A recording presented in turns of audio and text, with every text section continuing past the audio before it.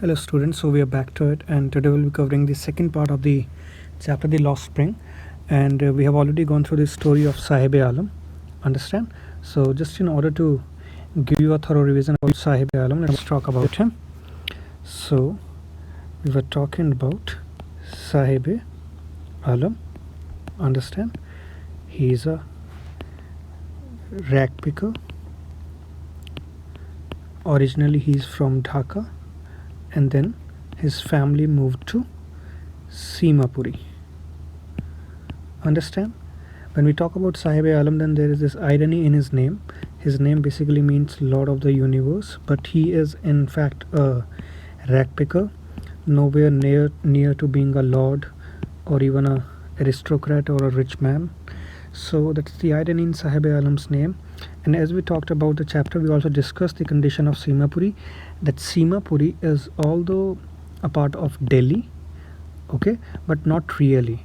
Delhi is known for its development, but Simapuri has no development whatsoever.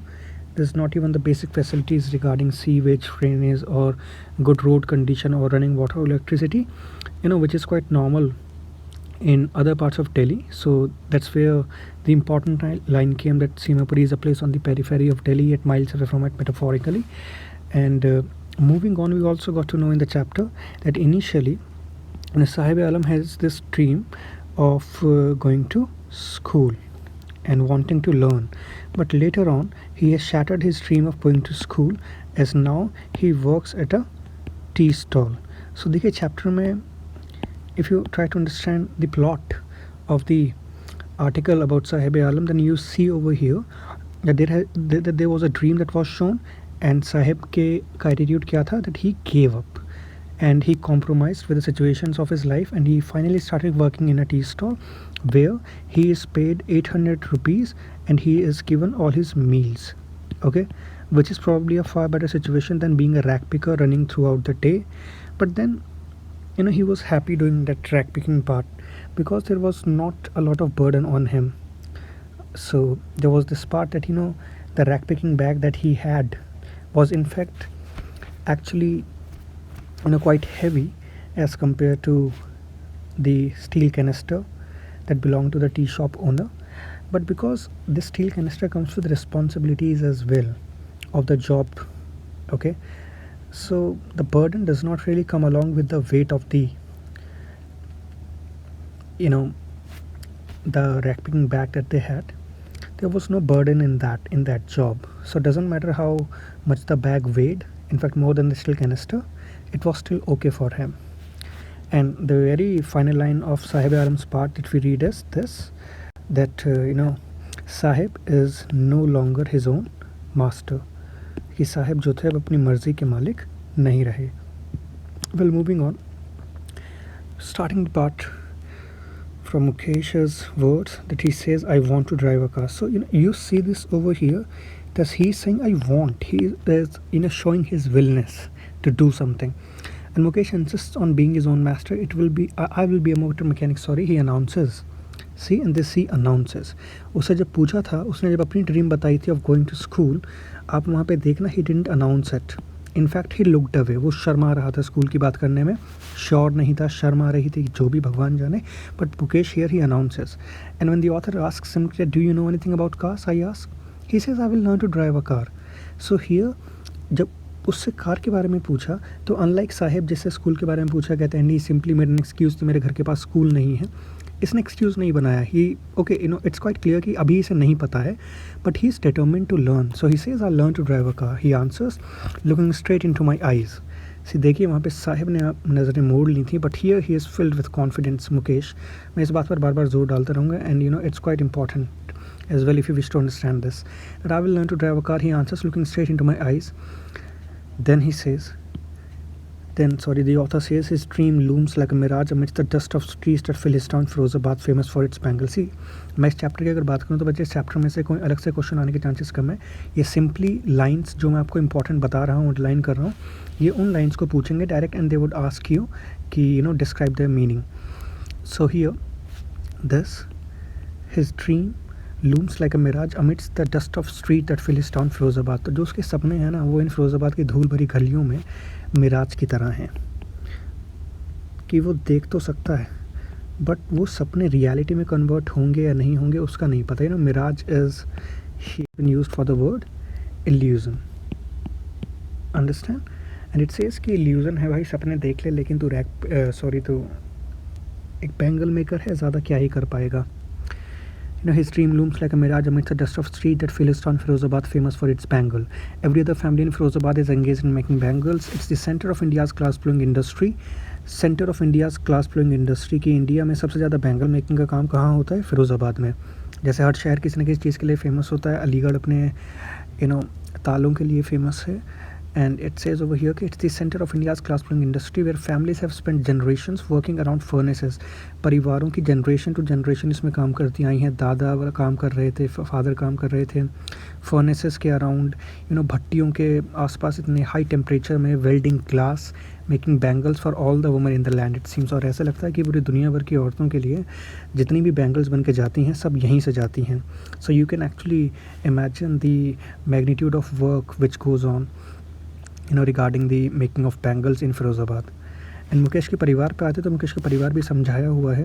देखिए आपको पता है कि ऐसे पॉवर्टी स्ट्रिकन एरियाज़ में चाइल्ड लेबर काफ़ी ज़्यादा होता है। मैं सिंपली बोलूँ तो मुकेश भी एक चाइल्ड लेबर की तरह किसी फैक्ट्री में काम करता है। And what they will try to tell you कि नेक्स्ट लाइन में आप पढ़ेंगे कि मुकेश के जैसे और भी नहीं तो कुछ 20,000 बच्चे उन्हीं एरियाज़ में बैंगल मेकिंग का काम करते हैं या फिर बैंगल मेकिंग से रिलेटेड कुछ काम करते हैं। और वहाँ पर किसी को भी कानून की नॉलेज नहीं है। First of all they do not know the basic that child labour law, that child labour is illegal. Okay, and then the author will try to tell कि 20,000 बच्चों को वहाँ से छूट मिल जाए, मुक्ति मिल जाए वहाँ से, अगर लॉ ढंग से काम करे। Mukesh's family is among them मतलब among the people who are making bangles. None of them knows that it is illegal for children like him to work in the glass furnaces with high temperature, in dingy cells without air and light, in dark cells. अंधेरे वाली जगहें हैं वो, बिल्कुल इतने ज़्यादा temperature हैं, ना कोई रोशनी होती है, ना एटमॉस्फेरिक लाइट होती है, वहाँ अंधेरा होता है। एंड ऐसी कंडीशन में 20,000 बच्चे काम करते हैं। और अगर कानून लागू कर दिया जाए that the law if enforce could get him and all those 20,000 children out of the hot furnaces where they slog their daylight hours often losing the brightness of their eyes. अगर कानून को apply कर दिया जाए तो वहाँ से ऐसे 20,000 बच्चे, मुकेश जैसे 20,000 बच्चों को छुड़ाया जा सकता है जो कि अपने पूरा दिन लगा देते हैं उन हॉट फर्नेसेस में काम करते हुए, जिसकी वजह से एज दे ग्रो अप उनकी आँखों की ब्राइटनेस भी ख़त्म हो जाती है। देखिए बहुत सिंपल सी बात है कि अगर आपसे ये बोला जाता है कि यार स्मार्टफोन्स कम चलाया करो या फ़ोन को थोड़ा दूर रखकर चलाया करो, टीवी को थोड़ा दूर से देखा करो, so that your eyes are not vulnerable to high light, understand. बहुत ज़्यादा रोशनी आप बिल्कुल नहीं चाहोगे आंखों से सीधा देखना, बट अगर आप वेल्डिंग वगैरह करोगे over a long period of time तो वेल्डिंग में कितनी ज़्यादा रोशनी उसमें आती है एंड वो आपकी डेफिनेटली आंखों को हार्म करेगी, अंडरस्टैंड। एंड देन वहाँ पे बिल्कुल पॉल्यूटेड एनवायरनमेंट होगा, so the oxygen that you would breathe would also be polluted over there. And sir, Mukesh's eyes beam as he volunteers to take me home. तो जैसे मुकेश, देखिए stories जो हैं दोनों साथ बन रही हैं। जो प्लॉट डेवलपमेंट कहीं ना कहीं काफ़ी सिमिलर है। मुकेश जो है जैसे वो साहिब आलम सीमापुरी में लेके गया था अनीश चंग को, ऐसे ही मुकेश भी अनीश चंग को अपने साथ लेके जाता है अपने घर की तरफ। Mukesh's eyes beam as he volunteers to take me home, which he proudly says is being rebuilt. कहता है बड़े गर्व के साथ कि मेरा घर बन रहा है। सो देखिए उसको किसी बात की शर्म नहीं है। We walk down stinking lanes, गली मोहल्लों का हाल कैसा है स्लम्स का? स्टिंकिंग लेन्स, स्टिंकिंग मीन्स बदबूदार लेन्स हैं वहाँ पे, चोक्ड विद गार्बेज, वो भरी हुई हैं गार्बेज से। Past homes that remain hovels with crumbling walls, हम ऐसे घरों से निकलते हैं they are nothing, they are just very, they look quite temporary and they have crumbling walls, जो दीवारें ऐसी टूट जाएंगी, कच्ची दीवारें हैं। Past homes that remain hovels with crumbling walls, wobbly doors, कमज़ोर दरवाजे हैं सभी घरों के, कोई भी पक्का मकान जैसी सिचुएशन नहीं है। No windows, crowded with families of human and animals coexisting in a primeval state. Primeval state it means, पहले तो ये समझने की कोशिश करो कि एनिमल्स और इंसान जो हैं वो एक साथ वहाँ पर रह रहे हैं, understand. Simply it's quite hard to think of. Okay, animals coexisting in a primeval state. Primeval means like the old people. Okay, जैसे पहले के लोग रहते थे like आदिवासी टाइप, वैसे ये लोग बेचारे अपनी ज़िंदगी बिता रहे हैं। ऐसे ही घर के सामने वो रुकता है। He stops the door of one such house, लात मारते हैं भाई साहब दरवाजे पर, बैंक सबबली आयरन डोर, और ये दो दरवाजे बेचारा कमज़ोर है, वैसे लात नहीं मारनी चाहिए इसे, विद दिस फुट, लात तो फुट से ही लगेगी, and pushes it open. We enter a half built shack, एक देयर इज अ हट, और वो हट भी अभी आधी बनी है। In one part of it thatched with dead grass is a firewood stove, एक पार्ट में तो स्टोव रखा हुआ है, over which sits a large vessel, उसके ऊपर like they are trying to cook something of sizzling spinach leaves, कुछ मतलब पालक बनाना चाहते हैं, इनके घर में आज पालक बनने वाला है। On the ground in large aluminium platters, aluminium के बर्तनों पे there are more chopped vegetables, सब्जियाँ कटी हुई रखी हैं। A frail young woman is cooking the evening meal for the whole family. Well कहीं ना कहीं कुछ आने वाली कुछ नेक्स्ट लाइन्स के लिए आपका फोकस जो है इस यंग वुमन पर चला जाना चाहिए। मैं आपको पहले ही बता दूँ कि she is one of the members of Saheb Alam's family, hold on sorry, Mukesh family, okay. मैं सिंपली टू राइट कि ये मुकेश की भाभी हैं, and that you will see, तो she is the wife of मुकेश's elder brother.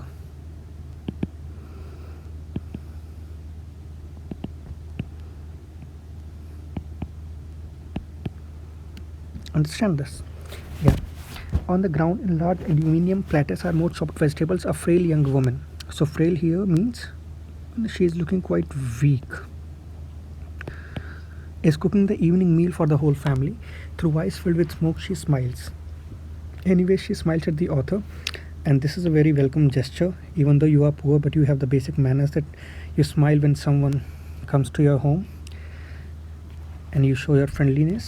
She's the wife, moving on, she is the wife of Mukesh's elder brother. ये मुकेश के बड़े भाई की वाइफ है, डेफिनेटली मुकेश की भाभी। Important things to be noticed now they come. Not much older in years. इस लड़की की भी उम्र कोई ज़्यादा नहीं है। She has begun to command respect as the बहू, और ये ऑलरेडी एक परिवार की बहू बन चुकी है। तो कहीं ना कहीं can't precisely say this, but बाल विवाह या चाइल्ड मैरिज का केस लगता है, और वो already she is daughter in law of the house, already in charge of 3 men. सो कहीं ना कहीं यहाँ पे एक बाउंड्रीज फीमेल की भी दिखाई हुई है कि कैसे वो एक बहुत छोटी सी एज पर ही उसके ऊपर काफ़ी अननेसेसरी जिम्मेदारियाँ आ जाती हैं because of the customs of society. And says कि she is already in charge of 3 men, 3 लोगों का ध्यान रखती है, अपने हस्बैंड का मुकेश का एंड देयर फादर। तो कहीं ना कहीं ऐसे शो किया हुआ है जैसे कि उसकी नौकरी हो इनका ध्यान रखना। When the older man enters, she gently withdraws behind the broken wall. जैसे मुकेश के फादर घर के अंदर आते हैं तो वो पर्दा कर लेती हैं या अपना घूंघट जो है उसे अपने चेहरे पर ले आती हैं। घूंघट मतलब वेल। घर में देखा होगा, आई मीन इंडियन कस्टम में है काफ़ी हिंदू फैमिलीज़ में कि जब आपके घर में कोई भी ऐसा मेल आता है जो कि आपके हस्बैंड से रिश्ते में या एज में बड़ा हो, वेल प्रॉब्ली रिश्ते में, तो आपको उनसे अपना चेहरा ढकना होता है। Well I won't go to why is this custom necessary. When the older man enters, she gently withdraws behind the broken wall. वो छुप जाती है and brings her veil closer to her face. So ऐसे में awkward condition ना हो तो लोग क्या करते हैं, दूसरे रूम में चले जाते हैं ताकि चेहरा भी ना ढकना पड़े। So when the older man enters, she gently withdraws behind the broken wall and brings her veil closer to her face. As custom demand, जैसे कि कस्टम की बात कही हुई है, daughters in law must veil their faces before male elders. कि daughter in laws जो हैं उनको चेहरा ढकना होगा मेल एल्डर्स के सामने। इन दिस केस, अब इस केस में अगर बात करें तो थोड़ा सा लाइट डाली हुई है मुकेश के फादर पे, मुकेश के फादर की कंडीशन पे। The elder is an impoverished bangle maker. Impoverished again nothing, he has earn nothing in his life, he is again a very poor गाय।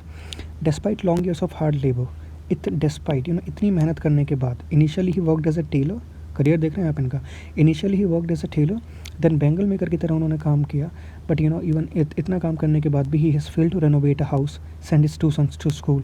वो इतना पैसा नहीं कमा पाए, या शायद सोच में ही नहीं था कि घर को रेनोवेट कराते या अपने बच्चों को स्कूल्स भी भेज पाते।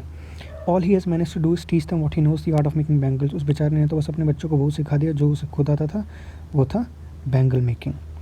वेल मुकेश की दादी हैं पीछे, और कहीं ना कहीं मुकेश की दादी अब इस सब्जेक्ट को लेकर क्या बात करती है, ये चीज़ दिखाती है कि कैसे समाज में जो पुराने लोग हैं उनके माइंड में एक तरीके से जो सोशल डिस्क्रिमिनेशन है वो अब उन्हें परेशान भी नहीं करता। अंडरस्टैंड, जैसे एक पढ़ा लिखा आदमी ही चीज़ों के खिलाफ आवाज़ उठाता है, ना जाने कितनी बार मैंने ऐसा देखा है कि जब वो पढ़ लेता है कि क्या गलत है क्या सही है तो वो चीज़ों के खिलाफ आवाज़ उठाता है। जिसको पता ही नहीं है या जो गलत को सही मान के बैठा है या सही को गलत मान के बैठा है उसको क्या करना है। तो मुकेश की दादी ने तो एक्सेप्ट कर लिया है कि भाई हम इसी जाति में पैदा हुए हैं और हम यही काम करेंगे बैंगल मेकिंग का, इसके अलावा हम कुछ कर नहीं सकते। इट इज़ हिज कर्म his destiny. See this, Mukesh की दादी क्या कहती हैं कि यही इसका कर्म है, यही इसकी डेस्टिनी है। अंडरस्टैंड, कर्म क्या होता है? कर्म is what ever you do, destiny is what you get. And ये कहते हैं कि कोई अलग डेस्टिनी नहीं है, यही करना है, यही ज़िंदगी है। Says Mukesh's grandmother who has watched her own husband go blind with the dust from polishing the glass of bangles. इस लेडी की आप कंडीशन देखिए, ये मतलब भगवान के नाम पे सही कितनी बेवकूफ़ी आ जाती है। Can a God given lineage ever be broken. देखिए, पहली बात तो मैडम पढ़ी लिखी नहीं है। जब पढ़े लिखे नहीं होते आप तो समाज आपको कुछ भी अपनी बातें मनवा देता है, वो भले ही कितनी ही भी लॉजिकल हों। तो यहाँ पे दादी जी ये समझ रही हैं। देखिए, दादी का जो खुद बेटा था उसकी, सॉरी अब दादी के हस्बैंड मतलब इसके दादा की, उस लेडी ने खुद देखा कि उसके हस्बैंड की आंखें ब्लाइंड हो गया वो बंदा इस काम को करते हुए। यार खुद सोचो, अगर आप कोई काम कर रहे हो, आपके पेरेंट्स कुछ काम कर रहे हैं जिसमें उन्हें ट्रबल हो रहा है, तो वो नहीं चाहेंगे कि कल को आप उस काम को करो, वो आपको उस काम से हटाना चाहेंगे। लेकिन यहाँ पे ऐसा कुछ है ही नहीं। ये तो मान के बैठे हैं कि भैया हम पैदा हुए हैं इस जाति में, हमारे बच्चे भी यही काम करेंगे।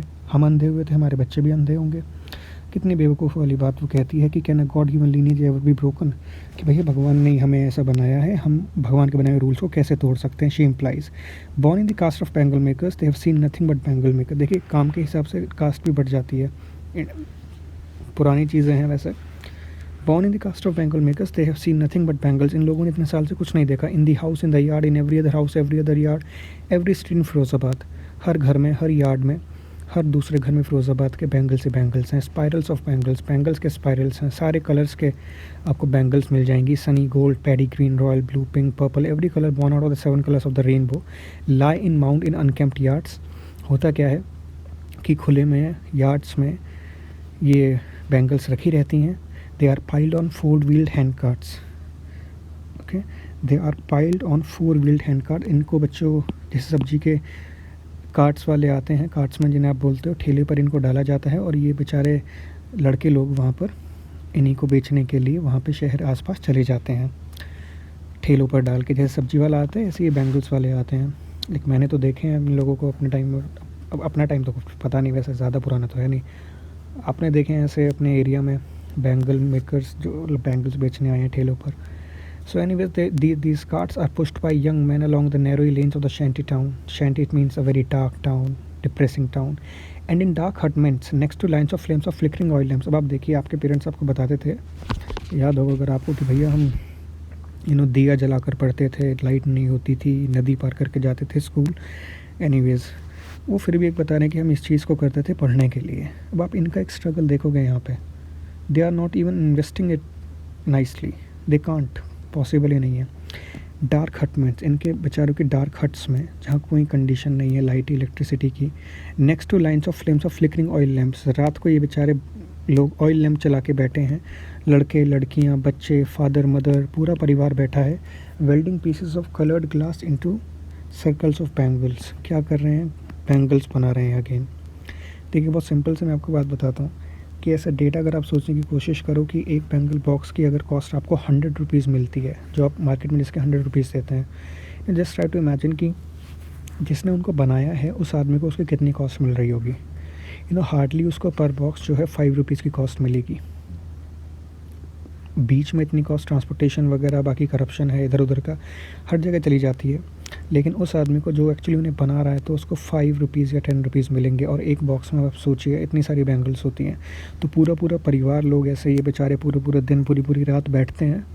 एंड इट्स लाइक कि अगर इन्होंने इन्हें एक दिन में 500 बैंगल्स बनाई, 1000 बैंगल्स बनाई, तब जाके इनको 50-60 रुपीज़ पर पर्सन मिल जाते हैं। सोचिए इनके लिए। एंड ऐसी कंडीशन में देखिए कि their eyes are more adjusted to the dark than to the light outside. अब पूरे दिन अंधेरे में ही लगे रहते हैं तो आंखें भी रोशनी में जा नहीं पाती। रोशनी कभी आती है तो आंखों को एडजस्ट करने में प्रॉब्लम होती है। अंडरस्टैंड, लाइक आपको पता है ना कि अचानक से कोई लाइट आके खोल देता है तो आपकी जो आँखें हैं they are more adjusted to the dark, वो उस टाइम पर बिल्कुल एक्सपेंडेड होती हैं अंधेरे में। रोशनी आती है तो उनको कॉन्ट्रैक्ट होना होता है, पॉसिबल नहीं होता एक्सपेंशन कॉन्ट्रैक्शन इतनी जल्दी। और उसी वजह से इनकी आंखें बेचारों की ख़राब हो जाती हैं। That is why they often end up losing their eyesight before they become adult. तो एक ऐसी जॉब करने पर फैमिली उनको फोर्स कर रही है जिसमें वो 40 की एज से पहले ही अंधे हो जाएंगे। मैंने आपको बताया था कि दोनों स्टोरीज़ का प्लॉट साइड बाय साइड चलेगा। मैं इधर आपको अगर बात करूँ सविता की, यहाँ पे बात आई है। There is this girl name Savita and here is another anecdote. Okay, एक एनेक्डोट पहले अगर आपको याद हो साहिब आलम की कहानी में यूदीपी वाले बच्चे का था जो कि प्रीस्ट का लड़का था। ओके, जिसके कंपैरिजन में ये दिखाया था कि प्रीस्ट जैसे लोग अब इतना पैसा कमा लेते हैं कि उनके बच्चे स्कूल्स वगैरह जाएँ, शूज़ पहने, लेकिन रैक पिकर्स की कंडीशन के ऊपर कमेंट किया था कि वो आज भी ख़राब है। इधर सविता की बात करते हैं और एनेक्डोट जो आता है वो कहीं ना कहीं it's a story with in a story. तो सविता की अगर आप बात करो, Savita a young girl in draping dress, एक लड़की है, पिंक ड्रेस पहनी हुई है, डजेंट मैटर, वो एक बूढ़ी औरत के साथ में बैठी हुई है। Sits alongside an elderly women, ये भी भैया soldering pieces of glass. As her hands move mechanically, ये देखिए इस लड़की की एज पता नहीं भगवान जाने खुदा जाने क्या होगी। As her hands move mechanically, छोटी ही लड़की है अभी 10-12 साल की, उसके हाथ दिख रहे हैं आप मशीन की तरह चल रहे हैं, like the tongs of a machine, bangle making का काम करते हुए। मतलब उसके हाथ इतना तेज़ अगर अभी चल रहे हैं तो वो ज़रूर काफ़ी टाइम से इस चीज़ में लगी हुई होगी। तो वैसे ही इतनी छोटी है, ना जाने कितने साल पहले उसने काम स्टार्ट किया होगा, तब और छोटी होगी। As her hands move mechanically like the tongs of a machine, I wonder if she knows the sanctity of the bangle she helps make. No, author सोचती है कि ये बेचारी बच्ची जिन बैंगल्स को बना रही है उसका पर्पज़, कस्टम, कल्चर क्या है बैंगल के पीछे, क्या इसे पता है। खैर, ऑथर नेक्स्ट लाइन में खुद ही बता देती है, और ये बात तो सब बच्चों को पता ही होगी कि एक मैरिड वुमेन के लिए ऑस्पिशियस माना जाता है, शुभ माना जाता है बैंगल्स पहनना, एंड वो उसको पहनना होता है for the betterment of her husband, अपने हस्बैंड के लिए। It symbolises an Indian women suhag, सुहाग मतलब husband, auspiciousness in marriage. Okay, कि एक it's a good symbol. It will dawn on her suddenly, author सोचती है इस बात को, it will dawn on her. Dawn on her means, देखिए डॉन होता है अर्ली मॉर्निंग टाइम, जैसे आप रात को सोए हुए होते हो और जब नींद खुलते तो अपने आप सुबह हो जाती है, मतलब एक सडन शिफ्ट होता है आपके लिए कि जब सोए थे अंधेरा था, जागे तो सवेरा। तो ये जो शिफ्ट हुआ, ऐसी लाइफ की वो बात करती है कि it will dawn on her suddenly, her life will also change. और अभी तो वो छोटी बच्ची है, ना जाने कितनी जल्दी क्या होगा उसके साथ।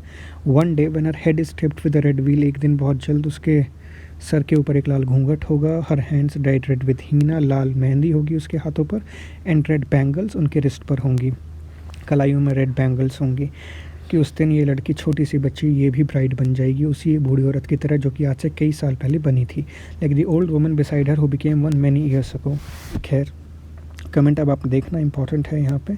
She still has bangles on her wrist, I will show you, wait, या she still has bangles on her wrist but no light in her eyes. उस औरत की कंडीशन देखिए आप, बैंगल्स हैं रिस्ट पर, बैंगल मेकिंग का काम कर रहे हैं, बैंगल्स हैं, अपनी पहन लो कभी भी, मन नहीं, कोई दिक्कत नहीं है।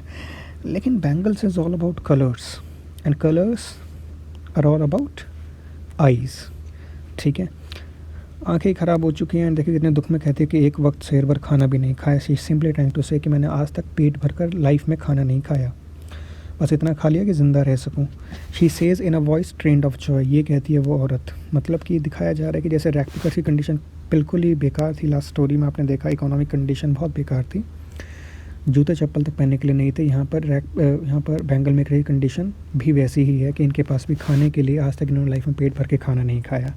She has not even enjoyed even one full meal in her entire life time, that's what she has रीप्ड।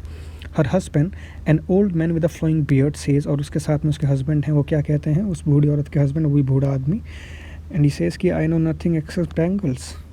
देखिए ज़िंदगी बीत गई, let's try to understand the patheticness of this situation. And he saying कि ज़िंदगी बीत गई यार उस बूढ़े आदमी की, उस कुछ नहीं कर पाया वो बैंगल मेकिंग के अलावा। तो यार तुम भी ना सोच लेना इस लाइन के बारे में, ऐसा ना हो कल को तुम भी 50 साल की एज पे होके ये सोचो कि मैं तो सॉफ्टवेयर कंपनी में काम ही करने के लिए पैदा हुआ था 30 साल के लिए। एनीवेज, तो भाई साहब की ज़िंदगी बीत गई है। I know nothing except bangles, all I have done is make a house for the family to live in. चलिए भाई साहब ने घर तो बनाया अपने परिवार के लिए। Hearing him one wonders if he has achieved what many have failed in their life time, और इसको सुनकर आदमी को ऐसा लगता है कि न जाने कितने लोग ऐसे हैं जो शायद अपना घर तक नहीं बना पाए। He has a roof over his head, exclamation mark. हाँ, बहुत इंपॉर्टेंट काम कर दिया भाई। Well, the cry of not having money to do anything except carry on the business of making bangles, not even enough to eat rings in every home. देखिए बहुत simple सी line है कि भाई तेरे को क्या रोना है, अब इंडिया में बड़ा कॉमन टर्म है कि भाई इसका तो यही रोना है हमेशा का, तो बिल्कुल लिटरली उसको इंग्लिश में कन्वर्ट कर दिया गया है एंड इट सेज कि हर घर का यही रोना है, not having money to do anything, that they are like कि भैया हमारे पास कुछ भी नया काम करने के लिए पैसा नहीं है। बैंगल मेकिंग के अलावा तुम सोचो कि हम कुछ नया काम करें, उसके लिए हमें थोड़ा सा कैपिटल चाहिए, पैसा चाहिए, वो हमारे पास नहीं है। The cry of not having money to do anything except carry on the business of making bangles, not even enough to eat. क्या कहते हैं ये लोग, हमारे पास तो खाना खाने तक को पैसा नहीं है। This rings in every home, यही बात हर घर में गूंजती रहती है। Okay, the young man echo the lament of their elders, the young man echo the lament of their elders. देखिए बच्चों, मैं अब क्या कह रहा हूँ आपसे कि next few lines you should be reading them on a very humanitarian ground. Chapter पे focus exam point of view से कर लेना बाद में, but then just try to understand what poverty is and you know how it has been shown in this chapter. And if you live in an area जहाँ पे आपके आसपास ज़्यादा गरीबी नहीं है, वैसे इंडिया में तो मुश्किल है ऐसा, but you should still know the pain of others. And here it is, the young man echo the lament of their elders. देखिए हमारी कंडीशन में क्या है कि हमें कुछ बनना है, डॉक्टर बनना है, साइंटिस्ट बनना है, ये तब चीज़ें आती है जब हम अपने आसपास ऐसे एग्जांपल्स को देखते हैं।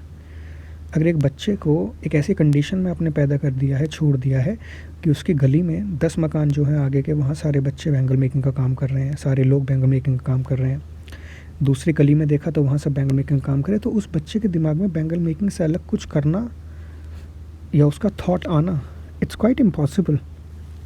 Understand? The young men echo the lament of their elders. Little has moved with time, it seems, in Firozabad. मैं इस लाइन को दोबारा समझाता हूँ। The young man echo the lament of their elders. Lament is problems, the pain, जो pain इनके बाप दादाओं को था लाइफ का कि यार हमारे पास ये नहीं है, हमें ये पुलिस परेशान करती है, हमें ये गुंडे परेशान करते हैं, वही प्रॉब्लम्स अब इनकी लाइफ में आती रहेंगी। भैया वो प्रॉब्लम्स हटने वाली नहीं है। आप एक सिंपली बात सोचो कि यू नो रिक्शे वाला होता है, कुछ एरिया में रिक्शे वाले नए होते हैं, पहले दूसरे दिन दे आर लाइक कि मैडम रास्ता बता दो, कहाँ जाना है सर, रास्ता बता दो। ठीक है, शुरू में थोड़ी सी एनर्जी होती है, उसमें सही होता है, लेकिन ये रैक पैकिंग की जॉब, रिक्शा चलाने की जॉब, कूड़ा उठाने की जॉब, ये बैंगल मेकिंग की जॉब ऐसी नहीं है कि इसमें 5 साल बाद आपको प्रमोशन मिलेगी, डेवलपमेंट होगा। यहाँ नहीं होगा। यहाँ आप 20 साल की एज में बिल्कुल फ्रेश माइंड के साथ भी अगर जाओगे विद अ गुड बॉडी, और 2 साल काम करने के बाद you will be remain to nothing. आपकी सोचने समझने की शक्ति तक खत्म हो जाएगी। Just understand that. ओके, आप बिल्कुल वैसे कंडीशन में हो जाओगे as if you are dead. And the young man echo, echo it means कि आज का जो आदमी है जो वहाँ नया नया जॉब करने गया है, नया नया बैंगल मेकिंग कर रहा है, एज कम है उसकी अभी, कोई नहीं, वो भी उसी सेम दर्द को रिपीट करेगा या कर रहा है जो उनके बड़े लोगों ने किया था, पूर्वजों ने किया था। Little has move with time it seems in Firozabad. के लगता है फिरोज़ाबाद में ज़्यादा चेंज नहीं हुआ है इतने साल से। Years of mind numbing toil have killed all initiative and the ability to dream. See this, years of mind numbing toil. Toil it means work and here it means hard work, but anyways have a look at it like work. Mind numbing, numb मतलब यार कोई चीज़ तुम्हारे दिमाग को सुन्न कर देना, ऐसा काम करना। देख मैं सिंपल से आपको बात बताऊं, आपको पता है साइंस में सिंपल सा फैक्ट है कि the people who live on mountains, उनकी माउंटेन्स में हाई ऑल्टीट्यूड पे ऑक्सीजन की कमी होती है, जिसकी वजह से वहाँ पे भी लोगों के ब्रेन तक ऑक्सीजन नहीं पहुँच पाती जो वहाँ पे ब्रीथ करते हैं। खैर वो तो बड़ा साइंटिफिक फैक्ट है भाई, बुरा मत मानना। एंड अगर आप ऐसी सर्कमस्टेंसेस में काम करोगे जहाँ पर बिल्कुल पोल्यूशन ही आपके आसपास होगा, तो आपकी ब्रेन ग्रोथ प्रॉपर्ली नहीं हो पाएगी। आपने स्लम्स में बच्चे देखे हैं, चलिए उनको खाने के लिए भी अगर टाइम पे मिल जाए ना, बट वो ऐसे गंदे एनवायरनमेंट में पैदा होते हैं, like they breathe in such a polluted environment that their minds are never really able to work that swiftly जितना एक ऐसे बच्चे का माइंड काम करेगा जो कि एक हेल्दी एनवायरनमेंट में रहा है। सो एक तो बिना सोचे समझे 10-10, 12-12 घंटे काम करते रहना डे में, दिमाग काम करना बंद कर देता है। एंड इट सेज कि years of mind numbing toil have killed all initiative and the ability to dream. इतने साल से वो लोग वहाँ पर इसी काम को कर रहे हैं कि किसी का भी दिमाग अब लिटरली कुछ चलता नहीं है, कुछ नया सोच नहीं पाता है, कोई भी सपने भी नहीं देख सकता, इतनी अब किसी के बस की भी नहीं रही है। कितनी again a very sad sort of condition. Author ने दोबारा एक सवाल कहा, वहाँ के लोगों से पूछा उसने जनरली कि why not organise yourself into a cooperative, क्या आप अपना एक संगठन, एक ग्रुप क्यों नहीं बना लेते।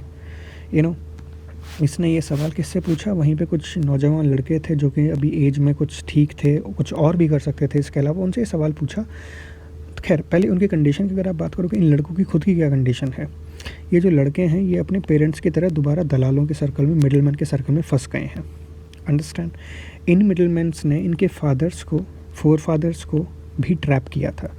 देखिए अब बड़ी सिंपल सी बात है कि कोई नया बैंगल मेकिंग वाला बंदा आता है फैक्ट्री में काम करने के लिए, उसकी कोई जॉब लगाता है ये बोल के कि भाई तेरे को 6,000 रुपये मिलेंगे, उसको मिलते हैं 4,000 रुपये। ये 2,000 रुपीज़ जो है कहीं ना कहीं मिडिलमैन ले जाते हैं। तो ऐसे मिडिलमैन्स इनको और परेशान करते हैं।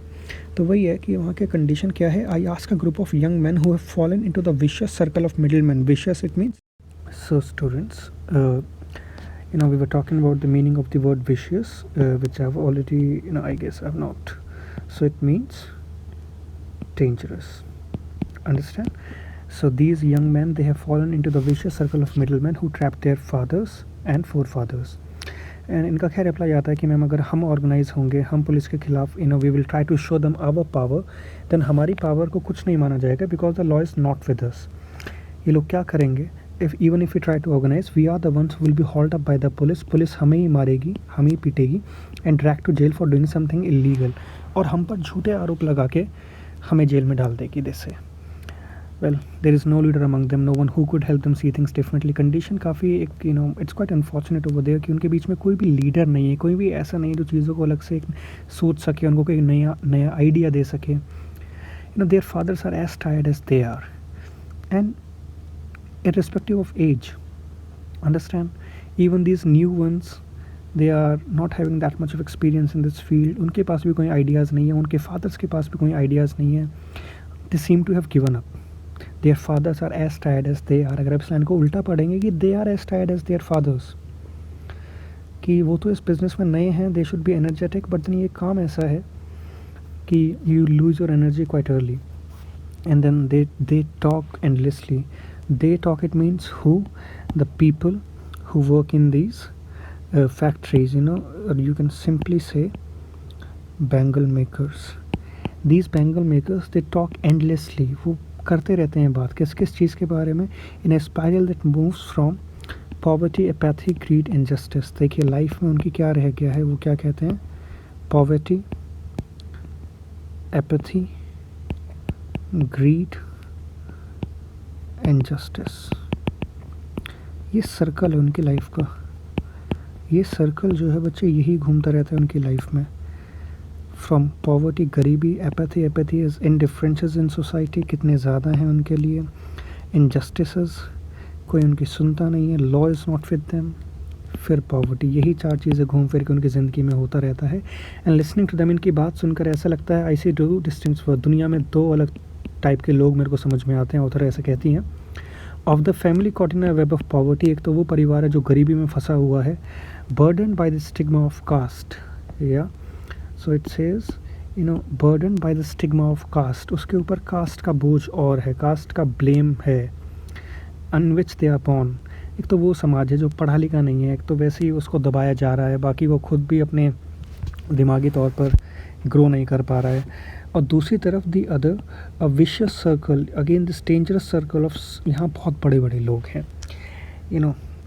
ऐसे समझने की कोशिश करो दैट ये जो बेचारे बैंगल मेकर्स हैं, लेबर्स हैं, गरीब लोग हैं, they are like this, okay. And then these middle man, ये पुलिस वाले, ये ब्यूरोक्रेट्स, ये इन लोगों से अपना काम करवाते हैं, इनको इसी चीज़ में फंसा के रखते हैं। कोई अगर बोले कि भैया हमें ये काम नहीं करना, हमें यहाँ से बाहर जाना है, तो उसको बाहर भी नहीं जाने देते, क्योंकि अल्टीमेटली पैसा तो ये लोग कमा रहे हैं ना, ये पुलिसमैन, लॉ मेकर्स, साहूकार्स, understand, politicians.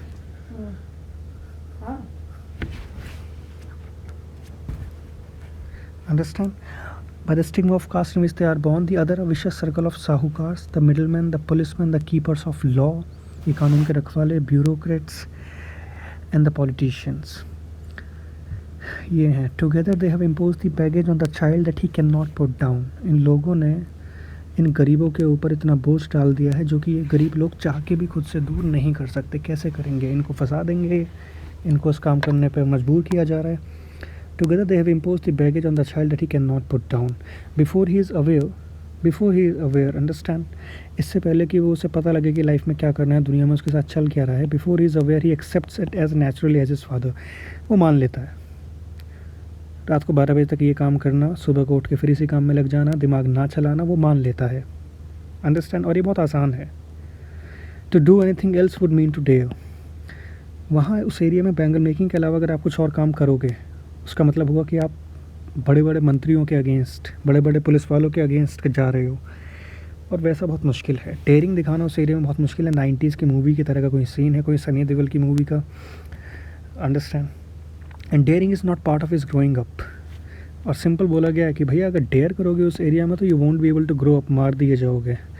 When I sense a flash of it, and here what does it, the word it shows daring. मैंने जब ऑथर बड़ी खुश होती है इस बात को देखकर कि मुकेश बाकियों की तरह नहीं है, डेयरिंग है उस लड़के में. I am cheered. और इस बात की खुशी होती है ऑथर को. She is cheered means happy. I want to be a motor mechanic. देखिए दोबारा इसी बात को रिपीट करता है. सपने दोनों के दिखाए गए हैं चैप्टर के शुरू में, एंड में. स्कूल जाना था, कॉम्प्रोमाइज़ कर लिया. सिमिलर इसका कि इसको मोटर मैकेनिक के पास जाना था, अभी उस बात को रिपीट कर रहा है in a very positive manner. I want to be a motor mechanic. He repeats. He will go to a garage and learn. Garage जाएगा, चीज़ों को सीखेगा. गराज बहुत दूर है घर से. वही एक्सक्यूज़ आ रहा है कि भैया वो साहिब आलम वाला. वो सिंपली बोलता है विल वॉक, कि मैं चल के जाऊँगा. He insist. Do you also dream of flying a plane. देखिए जैसे साहिब की कंडीशन में उसे पता था कि मैं कभी टेनिस नहीं खेल पाऊँगा, ऐसे ही इसे भी पता है कि यार कार की मोटर मैकेनिक बन सकते हैं, उतना ही काफ़ी है. ये प्लेन वगैरह उड़ाने की कोई ज़रूरत नहीं है. तो जब उससे सवाल पूछा गया कि do you also dream of flying a plane, क्या जवाब दिया उसने. He is suddenly silent. चुप हो गया. अंडरस्टैंड. चुप क्यों हो गया? क्योंकि he is quite realistic as well. उसे पता है कि भाई कहाँ तक मैं कुछ चीज़ों को कर सकता हूँ, या कहाँ तक मेरे बस की है, और कितना करना मेरे लिए ठीक रहेगा. So he is quite calculative about his life as well. Do you also dream of flying a plane? And he is suddenly silent. Understand? No, he says, staring at the ground. मना कर देता है नीचे देखते हुए. In his small murmur, again a very important line, in his small murmur, there is an embarrassment that has not yet turned into regret. Embarrassment में और regret में फ़र्क क्या होता है? मैं सिंपल बोलूँ तो एज का. आप किसी चीज़ को 25 साल की एज में करना चाहते हो, बट देन यू रियलाइज़ कि अभी मेरे पास पैसे नहीं है, so I will wait and work, या अभी मेरे पास रिसोर्सेज नहीं है. उस टाइम पर हो सकता है आपको एम्बेरसमेंट फील हो कि यार मेरे पास इतना पैसा क्यों नहीं है कि मैं आज इस चीज़ को कर पाऊँ. बट देन अगर आप उस चीज़ को 30 की एज तक कर लेते हो, 35 तक कर लेते हो, तो वो एम्बेरसमेंट ख़त्म हो जाती है. You are happy about it. लेकिन अगर आपकी एज निकल जाए फिर भी आप उस काम को ना कर पाओ, 40 साल के हो गए लेकिन जो मन में ड्रीम था वो नहीं पूरा कर पाए, तो वो रिग्रेट हो जाता है. Something that cannot be repaired. In a small murmur there is an embarrassment that has not turned into regret. He is content to dream of cars. So satisfied है भाई साहब वो कार के सपने देखकर ही, that he sees hurtling down the streets of his town.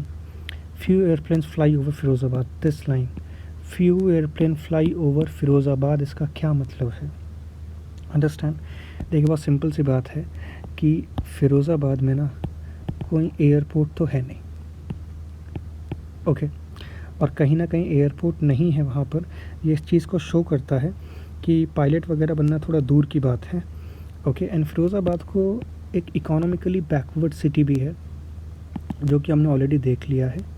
This city is economically backward. ये जो last line है ये टॉन्ट आता है फिरोज़ाबाद के ऊपर कि कोई इतना बड़ा शहर नहीं है कि वहाँ के लोग, बच्चे इतने बड़े सपने देखें. वेल बड़े तो कितने भी देख लो आप सपने, बट देन रियलिस्टिक भी तो हो ना सेम टाइम पर. सो यहाँ पर वही बात है कि few airplanes fly over Firozabad. Understand? So this was the chapter. That's it. Well anyways, I would still want you to think of the comparison of the characters between Sahib Alam and Mukesh as well, for that matter. ठीक है, that's it in the chapter.